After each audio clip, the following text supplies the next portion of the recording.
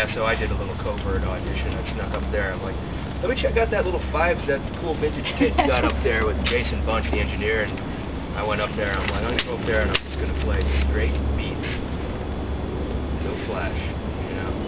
And your plan worked. It did. My plan worked, and I brought my sticks, but I also brought guitar strings, which you used in picks and everything. Yeah, that's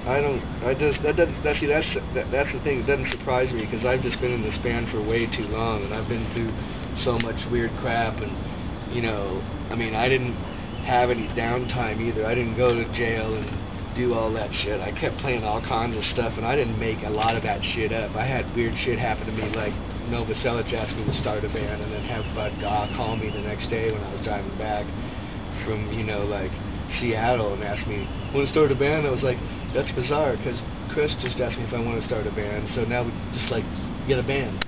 That's how Adrift happened. I didn't talk to either of those guys. I'd never met Bud Gaw. Called me out of the, he had his brother Jason call me up and go, I'm Bud's brother, Bud from Sublime and the Long Beach. And it's like, oh, cool, right on. And I goes, I like Sublime. I thought that's a cool band. Well, Bud, he's itching to do something else. And here's his number. Why don't you give him a call? So I was like, I give Bud a call. I was like, trippy, man. You know, I just started talking to Cris Novoselic, who I hadn't seen in a number of years, and he wants to start a band. So, you know, weird shit happens in this. I mean, it always did with us. That's why we call it the Meat Puppets in the first place, to a degree, is because it's not like Cris and I want to be artists or be like musicians at all, really.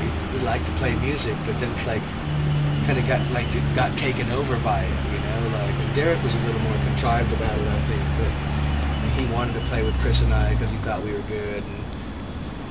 And I like had loose ideas about it, but it was more just like, you know, wasn't necessarily what I had planned for my life. I didn't really have that much, but the stuff just kind of always took its form, unless you can really look at it too and just see.